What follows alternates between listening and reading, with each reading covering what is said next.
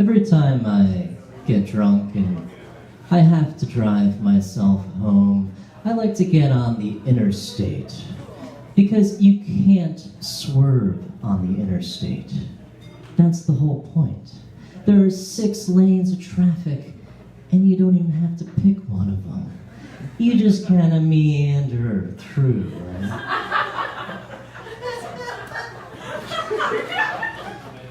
I was driving on 285 when I realized that driving is a contact sport.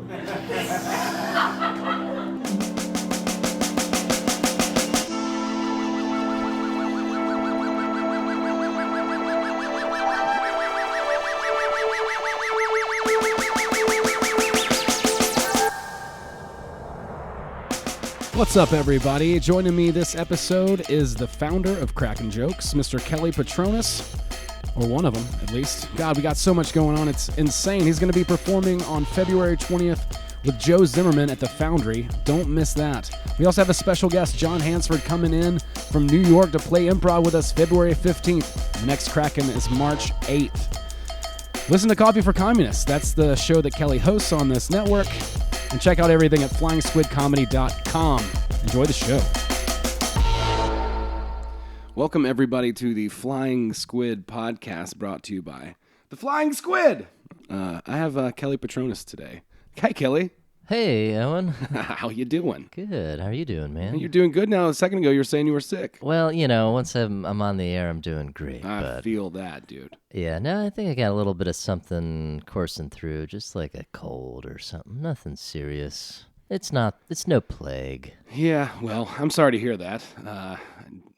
But it's appointed to all of us to once in a while go through, you've been working pretty hard. Yeah. Probably your body's like, all right, pal, because you're the brains behind all of this. No, but we have to serve the microbial overlords occasionally, right? Like, they need to reproduce too, and they need to use our bodies to do it, and I'm happy to oblige.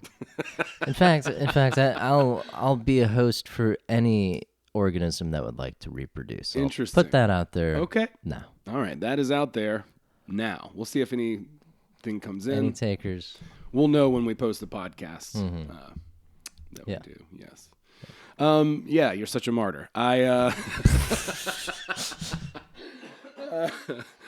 I thank you for coming by and chatting with me today. I want to talk a little bit about just how the whole idea for the Flying Squid came up and why you wanted to call it that. Yeah.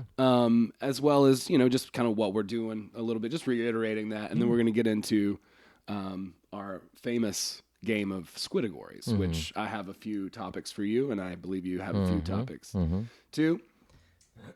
So this should be fun, and we're going to justify our answers a bit because we think that's funny. Yeah, I think so. And also because it's more telling of who we are as people. Right, you get deeper. Yeah, we're going to really get to know each other this 30 minutes. Unlike ever before. Right. Well, it's fun because, you can ask somebody a random question. It's kind of off the... Yeah. It's not rude if you do it on this podcast, right? Right. If I wanted to ask you something that was probing, then I would want to do it today. Right. Not, in front of our friends or when we're in a meeting or something like that. It's like public therapy. Very invasive public therapy. Yeah. Yeah, that's what we want to go with. I don't know. Minor. I'm thinking I should have gone a little harder now. Yeah, now that you bring that up, I'm like, maybe I should rewrite some of these specifically for Owen, which I think I might have a couple on the spot. I can maybe twist a little too. And what do you say we play around and then we can kind of go back and forth between the game and Sure. chatting. I think that's kind of a fun way to do this, anyways. Yeah. Well, since you're my guest, I'll ask you to roll first, and I'll have a category for you, and we'll talk about. You ready for me to roll? I'm ready for you to roll. All right, here we go. He's got a W. W, damn. Okay, that's tough. Yeah, that's really tough. Let's go with restaurants you wouldn't eat at, starting with the W. Wendy's. Okay. Woodrow Wilson's. Anything named after Woodrow Wilson, I'm not gonna. I agree with you. Not Yeah. appetizing. Fuck that guy. Everybody praises Woodrow Wilson. I think his Yeah. chicken's shit. Yeah. The Colonel's got some good chicken. Woodrow Wilson's is not. He's got like a Yale degree. He's Yeah. not a chicken guy. That's not. Anything named Woody's, I'm not really into. I think it's a little bit of low hanging fruit. Everyone's like, "Oh, Woody's, that sounds fun." Is it because it sounds like, like a pecker? I think so. Yeah. I think that they're like, it's a dick joke, Yeah. but it's also a name, Yeah. and I'm not really into that. I'm not gonna eat dick jokes. Yeah. Let's see. What are some actual? I don't really eat out much. Restaurants with a W. And it doesn't have to be a Would real ya? restaurant, obviously. Would you? Could ya? Could you restaurant? That would be also a chicken place. I would definitely eat there. Could There be. would be good soul food, I'm sure. You like pull around the back and, Whippersnappers. whimper snappers. Yeah, Yeah. that's a good one. I feel like they're breaking child labor laws for sure. Who were the whippers and why were they snapping them? That's what I always wanted to know. We've got Good question. Wilma's. Wilma. Wilma's Bakery and Package Store. Yeah. We've got let's see, the White House. I think they would have good food, but it'd be kind of stuffy. It'd be Yeah. like you'd have to wear a nice suit, and I just don't really like wearing nice suits. I'm not designed for nice things. I'm a dog man. That's fair. Yeah. How many am I doing of this? I think that's enough. I think we can stop there. W is tough. W is tough, but I think you did a great job with it. You should have heard me on K last night. K is also a tough K's tough. Yeah. one. And I was just like, it was like Nightmare Dreams or something. I was like, Whoa. how- Killing. yeah, that was every single one. Yeah. Would you like me to Yeah, I guess it's my turn. do you? Yeah, do me up. Squidagories me. Do squidagories to me. Yeah. All right, here we go. Maybe depending on the oh baby. It is an E. An E. Okay. Okay, so I've got ineffective contraceptive methods. Say name 5. Every single one of them. Elastic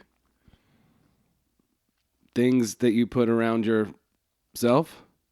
Oh, like any particular elastic things in mind? Elastic condoms. Oh. Elastic condoms. I don't know why I can be so mousy about shit and then so gross at the same time. All right. I surprise even myself sometimes. Let's see.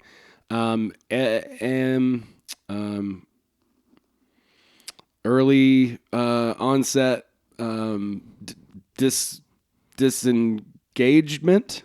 Oh, like the pulling out, Yeah. the EOD. Yes, As they say. Early onset disengagement. I don't know. No. Yeah, that. That doesn't. They say that doesn't work. But so I've far, had plenty of success with it personally. I've had plenty of sex with it. Yeah. Yeah.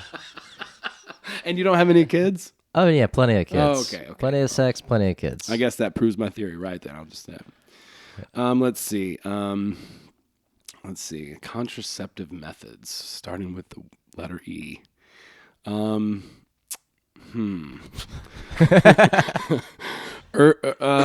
Yeah. Earth shoveling. That's like filling yourself full of mud. So Yeah, I want to know more about this. it's deep, man. You It's- dig a hole or something? dig a hole, you take that out, and then you just cover all of your body parts with mud. The man or the woman does Both. this? Both. You know. See, well, I don't want to be sexist. if there's mud in there, I'm not gonna be in there. Well, right? I mean, you're going to be in mud too, so it's kind of like dry humping, but with mud. it's a little bit wetter.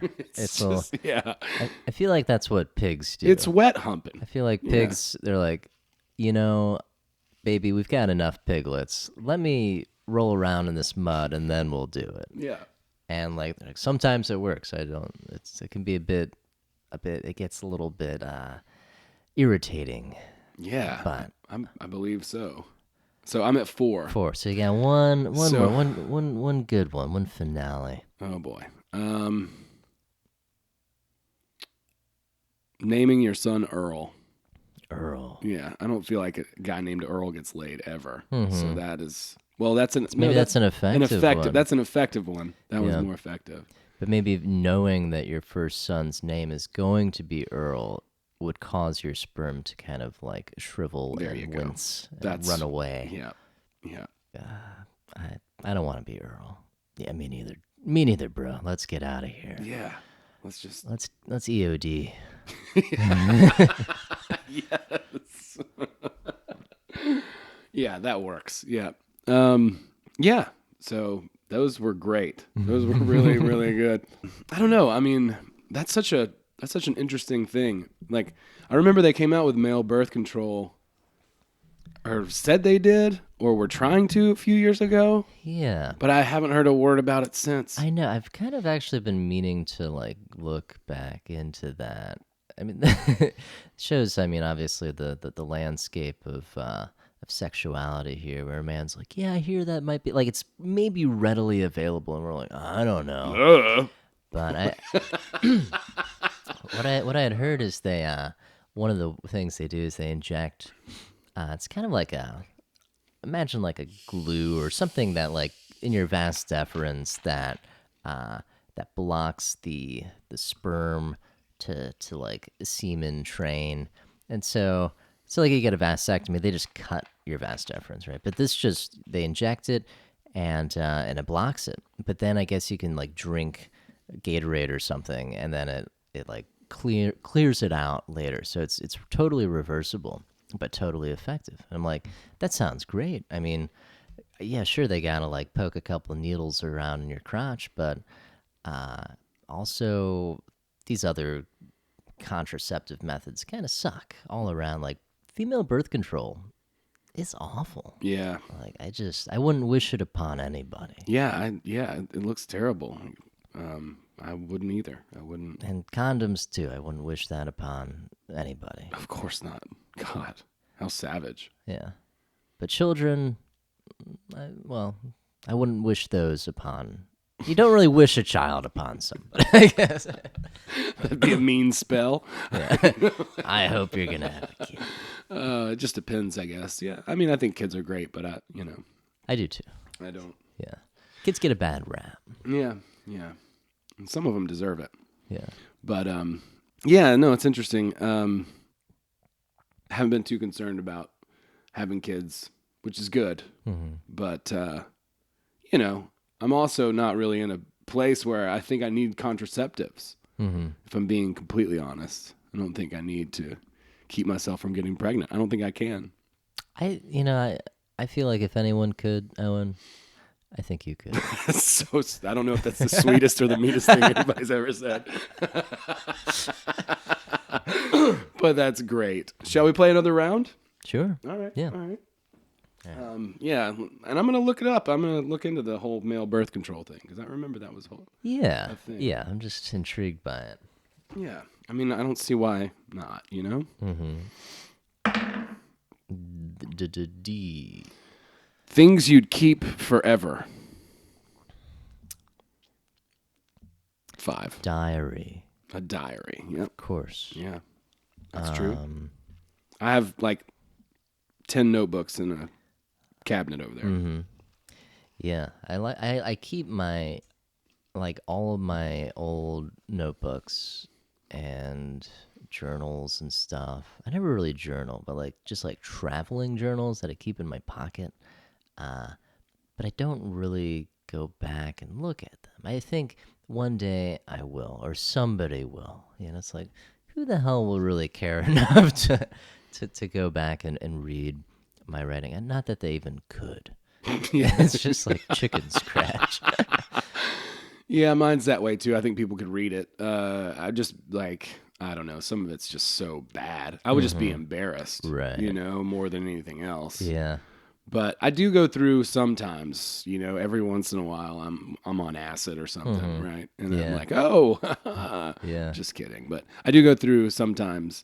But it's rare, like I think getting it out is the real therapy. Yeah. Yeah. Going through it can be helpful if you're working on a project or you're digging for something. I was doing morning pages for, I'll do them off and on. Like I'll do a month. The morning pages, I'll take a month off. I'll do a month. And what are morning pages for the listener? Yeah, sure. So that is when you wake up and you just start writing, free writing. No judgment, no criticism. In comedy, you kind of have to learn how to be creative and not judge yourself. Otherwise, you'll never write anything at all. Or at least it seems that way to me. I don't know.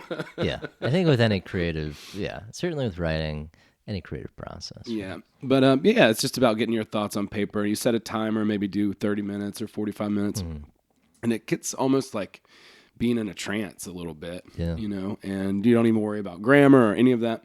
But what's great about it is if you're in a place where you're trying to write, then when you sit down to actually write and you have an intention to write about, it seems like it just flows. Like it totally crushes writer's block, if there's no judgment and you're just like tapping stuff out, then you just sort of, I don't know, I think it's a little bit of a psychological, trick you can play on yourself. So my question for that would be like, how do you parse between, so you're just, the whole thing is you're just writing. There's no judgment. That means that there's some stuff that's good, there's some stuff that's just not good, and that's fine. You're just getting it out.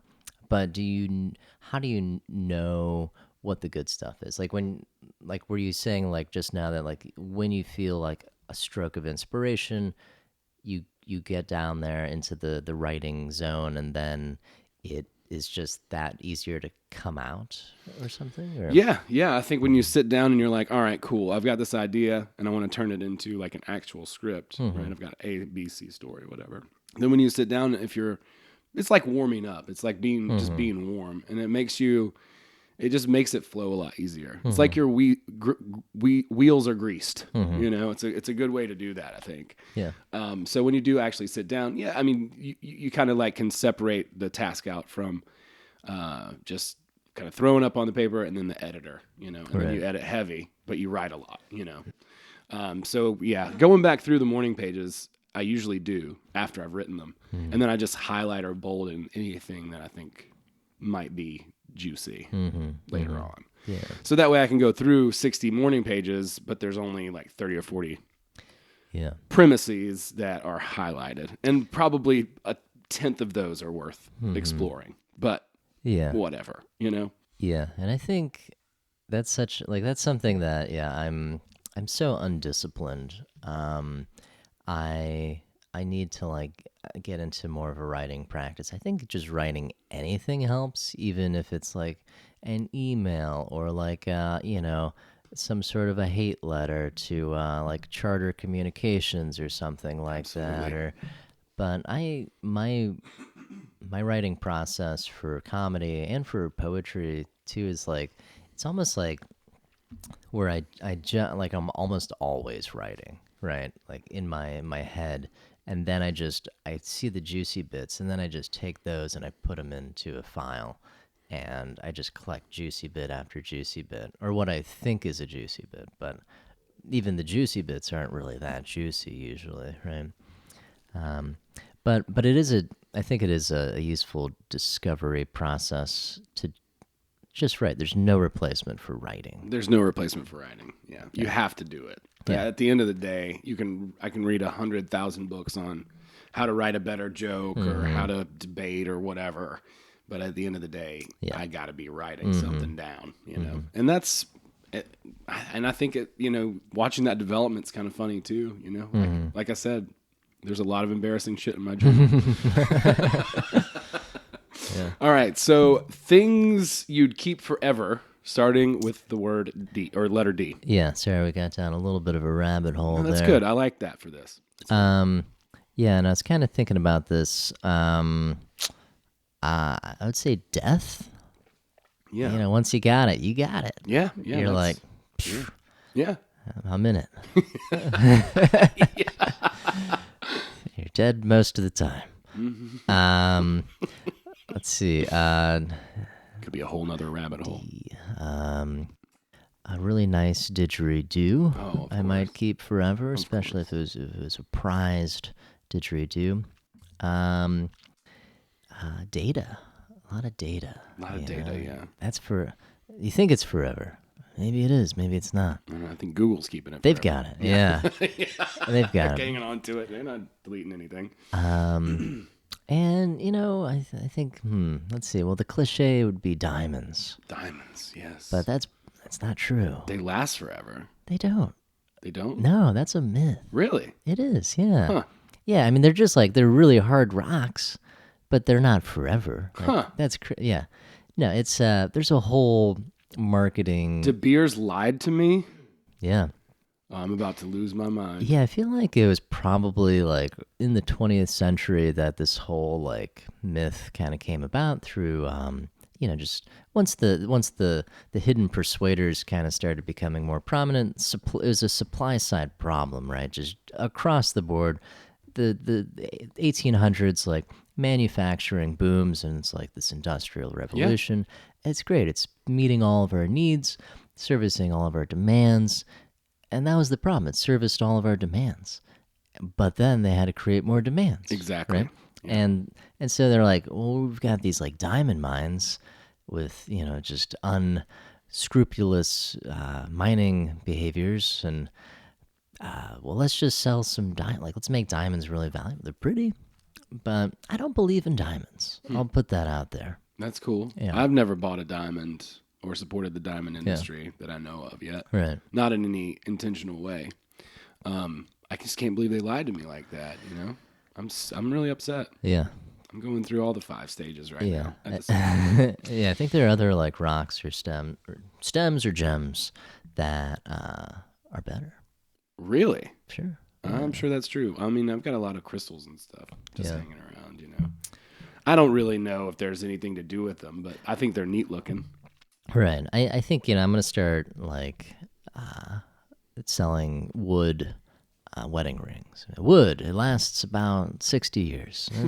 That's all you'll need it for. Like, Yeah. I mean, what Yeah. what is your marriage going to last forever? No. You guys are going to die in about 50, 60 years. Yeah. Maybe 70 if you started young. But yeah.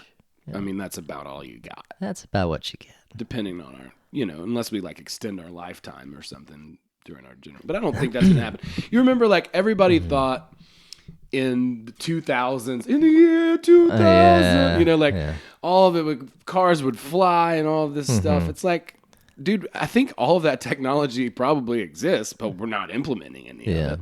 You know, like there's all these like speculations about the future. Now it's 2020, 20 years after the millennium. And we're still just doing stupid shit, like driving around gas guzzling cars and Smoking cigarettes. Still, yeah. Or assassinating Iranian generals. Come on, people. Yeah, it doesn't make a whole lot of sense, you know. Yeah, I think there is this common myth that like, oh well, you know, with medicine now, like, well, people the new life expectancy, it's like 100 plus. Like this generation, they're gonna live to 120. I think this is a mass kind of self-delusion by the boomers. Like it's this huge generation of people that are having to grapple with their own mortality all collectively, and like they are the industry drivers, right? And so it's like they're like, yeah, the technology is there, isn't it? They're like, yes, yep, we've got it. Yep, you can live to 120, maybe. This person did it. You know, it's like, well, I mean, realistically, like no, that number isn't really going to budge. Genetics is just genetics, right? Your telomeres are going to wear out after so many cellular reproductions. That's what they always say, right? Yeah. That's how this thing works. It's what you signed up for. Yeah, life is short. It is that. All right. I think that was 5 on there. And I'm trying not to roll it under the couch again. Mm-hmm. You pick. Is that a G? G. Okay. Let's see. I feel like I gave you kind of a hard one last time. So I'm going to give you an easier one. Okay. Things in your freezer. Things in my freezer. 7. Okay, 7 things in my freezer. Well, there's probably not 7 things in my freezer. Unlike you, I eat out all the time. Glue. Glue. Wow. Got to keep it nice and hard. Gotta keep. That's right. I might need it one day, but not today. Mm-hmm. So I'll thaw it out and make sure it's still got its stickiness to it. Still fresh. Gum.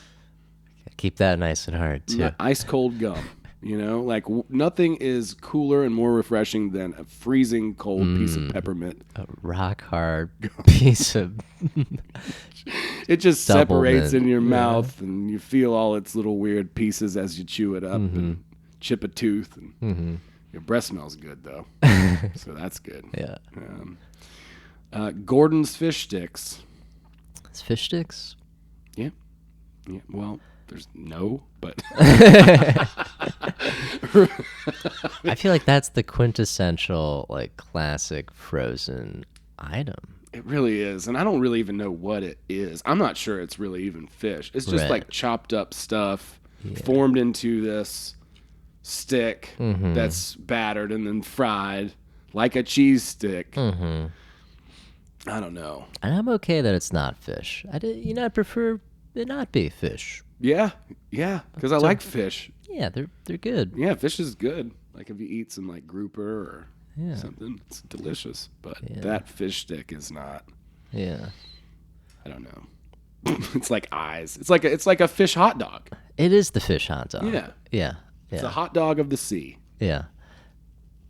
Yeah, the fish world, they kind of pull some over on us all the time. Like Shark, crab, imitation crab, which is shark. They're always pulling the wool over our eyes and trying to make us eat shark. you know? yeah. they just want us to eat shark. Fine, we'll eat shark. Why is it that they want us to eat so much shark? I don't know. They're like, it's if you eat shark or shark eats you. That's right. It's revenge, man. It's one way or the other. That's it. That's how it is. So you were saying 7 things, man. Goo. There's definitely some goo in my freezer. It's Yeah. frozen goo, Yeah. but there's goo in there. Yeah, Yeah. that happens. That is a thing. Grenades. Whoa. Yeah. Well, when we're assassinating generals and stuff, you got Yeah. to be prepared. And also, you don't want it to go off. Yeah, Keep it it's in the true. freezer. Keep it in cold storage. That's right. That way it's nice and cold. Mm-hmm. And same sort of thing. I'll thaw it out with the glue. When the apocalypse hits. Yeah. I'll have a few days, I'm sure. So your freezer is kind of just like your prepping locker. That's where my gold is. Yeah. That's basically. Yeah, exactly. It's just like a. It's not even plugged in. It's just out in the garage where it's just a storage cabinet. Exactly. There's guns in there. There's gold. Everything. Guns, gold, and grenades. And grenades. Yeah, that's right. All the three key elements for the apocalypse. Yeah, and Gordon's fish sticks. And Gordon's fish stick. Because you can just break one of those out. You don't even have to heat it up. You don't even need to freeze it. It's shark. It's shark. Gordon's fish sticks. It's shark. And then I'll cap it off with an ice cold piece of chewing gum and call it a day. Back to the fish sticks. I'm sorry. I feel like if they marketed it as shark, people would be more inclined to eat it. I get that. Yeah, maybe it's not okay to eat shark right? But like most, I don't even really know why. I mean, I know why, but like consciously, I'm not just like, oh, shark, don't eat it. I'm like, ooh, shark? I don't think I've ever eaten shark before. That's like eating, if they had frozen bear, I'd pick it up, Yeah. you know? And like if they were selling it, if it was on the shelf and it's just like human, I'd be like, okay. Oh, really?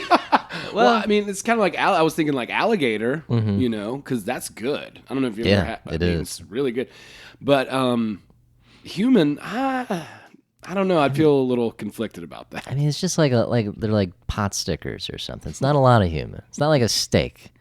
It's just like it's mixed in with some veggies. Oh man, if I do it, I want it like the whole rib cage on the grill. You know, like Yeah. I'm gonna do it. If Yeah. I'm gonna do it, I'm gonna do it. You know. And you're gonna do it. If anyone can have a baby and or eat somebody else, Owen, I think you're gonna come back from one of your trips and be like, yeah, we stopped over on some Polynesian island and holy shit, man. First I had a child, and second, I ate the child. It was never the same after that Impractical Joker's tour. That was That was the thing that did. Oh man, his name was Earl. Oh well, that was fun. Thanks so much for coming by Yeah. and being on this thing and all the work that you're doing with the flying squid. Oh yeah, I meant to ask you, where did that come? How did you come up with that idea? Yeah, so like the name or the concept? The name mostly. Yeah, so we let's see, me, Zach Parker, Daniel Cutts, and Mason Rush, who were like at the time kind of stewards of cracking jokes and trying to like make it into a more sustainable, broader project.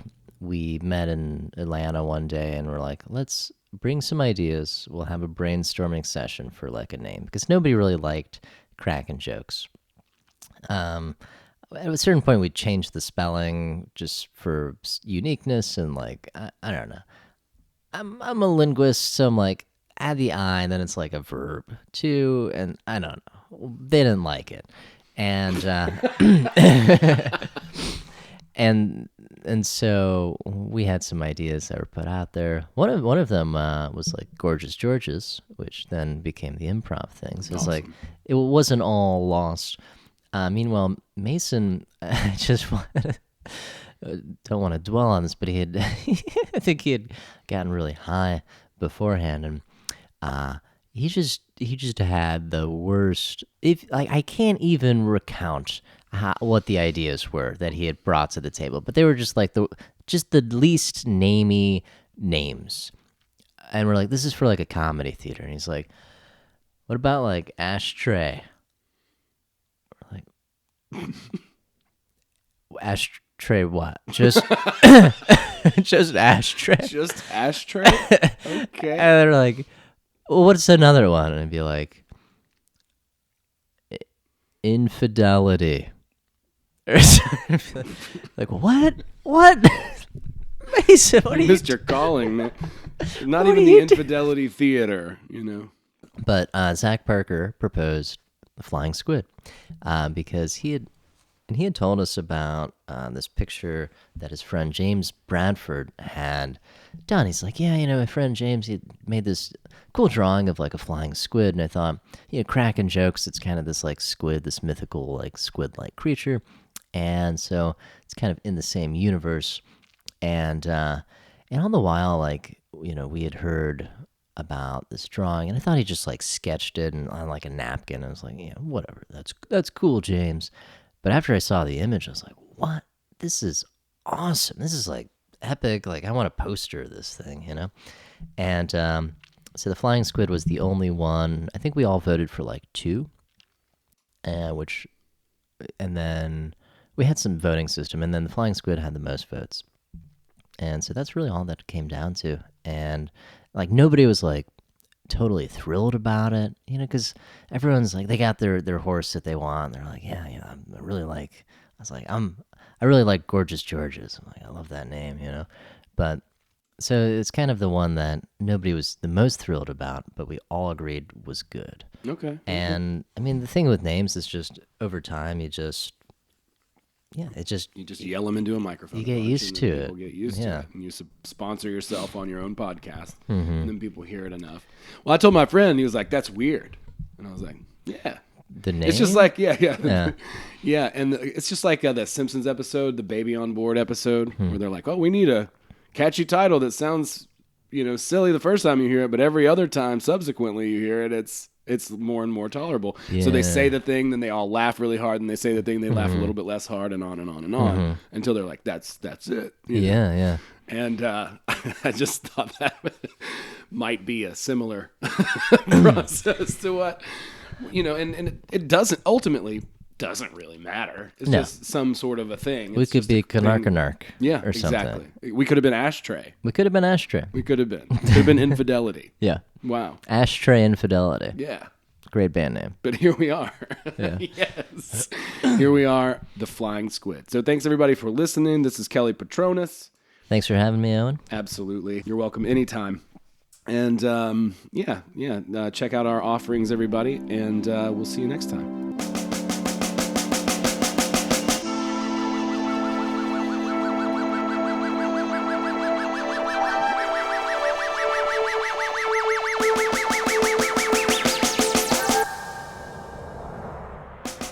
Thanks, everybody, for listening to this episode of the Flying Squid podcast. Hope you enjoyed it. Remember to check out Kelly, February 20th, with Joe Zimmerman at the Foundry.